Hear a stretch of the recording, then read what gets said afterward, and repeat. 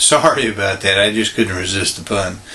Listen, when you get into the subject of big bore versus small bore, a lot of people have very strong opinions about it. I'm really not trying to start arguments or fights or anything like that with this.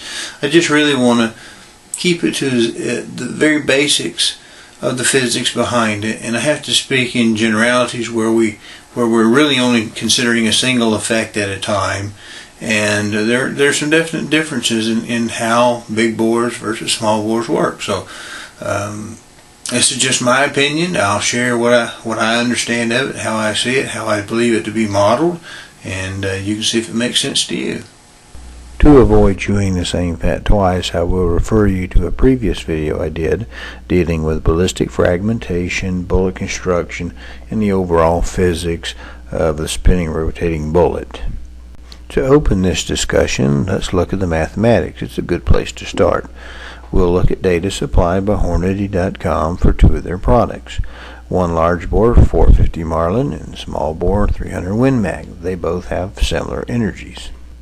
Let's start with the small bore, the 300 Win Mag, Hornady stock number 82014, which is a 150 grain SST, which develops 3572 foot-pounds of kinetic energy at the muzzle.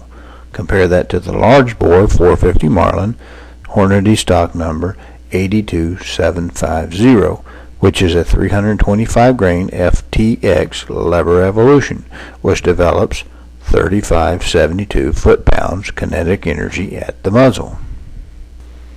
Putting some of this Hornady data in a chart for easy comparison, the first thing we notice is that these two cartridges develop exactly the same amount of muzzle energy, 3572 foot-pounds. Now, if you look at the small bore 150 grain bullet, in order to achieve that energy, we have to move it at 3275 foot per second. Compare that to the large bore 325 grain bullet. It moves it at 2,225 feet per second. What does that really mean when it comes to the ballistic fragmentation that we looked at?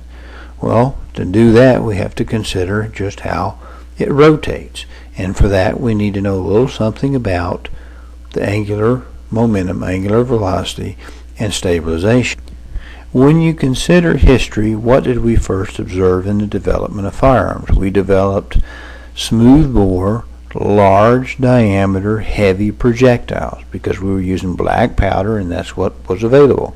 When rifling was really discovered as a way to stabilize bullets, we discovered that we needed to spin it at fixed rates in order to get the gyroscopic stabilization. Maybe we didn't know it was gyroscopic stabilization, but that's what it was. When we started to develop smaller bullets, we discovered that the same twist rates were not effective at stabilizing bullets. We discovered that through the miracle of angular momentum, in order to get exactly the same amount of angular momentum in a small bullet, we had to spin it considerably faster. I don't want you to worry too much about the mathematics. I want you to rely more on the concept. In the ballistic fragmentation video, we see we had a forward motion, which is the muzzle velocity, and we had a rotation, a speed of rotation. That was developed as a function of the rate of twist and how fast the bullet's moving. When you look at the 300 Win Mag, you see going 3275 feet per second, and that 1 in 10 twist, which is very typical of the 300 Win Mag, you got 235,800 RPMs. Compare that to the larger bullet, which requires less rotation to stabilize, and moving 2225 feet per second, you see that 1 in 20 rate of twist develops only 80,100 RPMs. That's considerably slower rotation, which will have an effect on the fragment paths. All things being equal, and ignoring specifics of how any given bullet is manufactured, all things being equal, that higher rate of rotation will tend to sling fragments faster and further away from the rotating bullet in the small bore as compared to the large bore. In general, what does the difference between small and big bore do for us when it comes to landing in the ballistic media? Well, think about a snowshoe, for instance. That larger area will allow distribution of weight without necessarily punching through the snow. The same basic concept will apply in general to bullets. The larger the area that a bullet has, the more energy it can transfer, all things being equal, to the ballistic media. The smaller a bullet is, the more it will tend to penetrate through. You will get, all things being equal, better penetration with smaller objects than you will get with larger objects. I know what you're thinking. I don't need some guy to explain to me with high-powered math that bigger is bigger than smaller. 30 caliber is smaller than 45. It's not the difference, but the difference times the difference. That's what the difference is. It's the difference squared. So what does it mean? Think about it. How does a snowshoe work? Well, when you walk across the surface, you have your body weight distributed over however big your bottom of your shoe is. That gives you a fixed amount of pounds per square inch. Well, when you step on snow, snow's not concrete. Snow can't push back with enough force to hold you up. So you push into the snow. Now, what does a snowshoe do? It takes your same body weight and spread it over a much, much wider area. So if you had twice the area, you would have half the pounds per square inch. 4 times, you'd have 1/4 the pounds per square inch. Just like your snow has a specific amount of resistance that it can give you against a force, pounds per square inch, so does a ballistic material.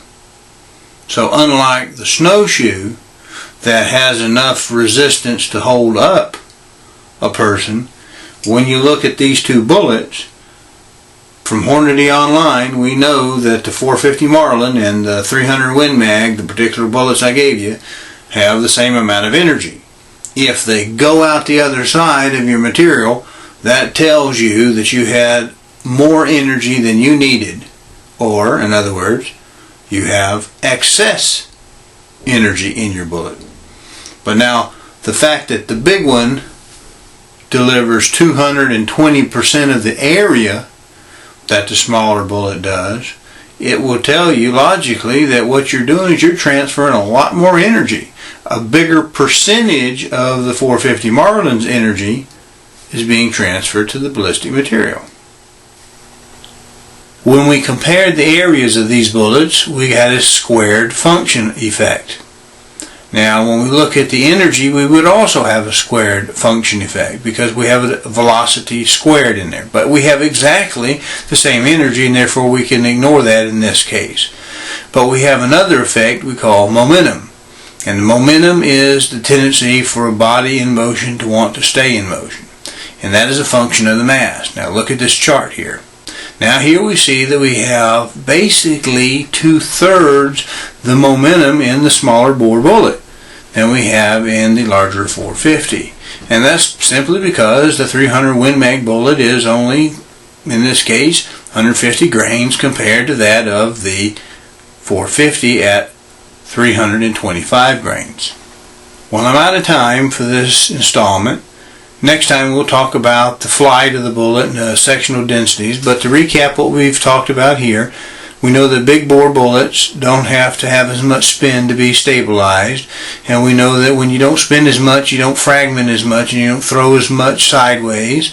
We also realize we have more momentum with heavier bullets, so we're going to have more tendency to push through. We realize that with bigger diameter bullets, we have more area to transfer energy into our ballistic media, and we realize that with bigger bore bullets, we have more energy at lower velocities.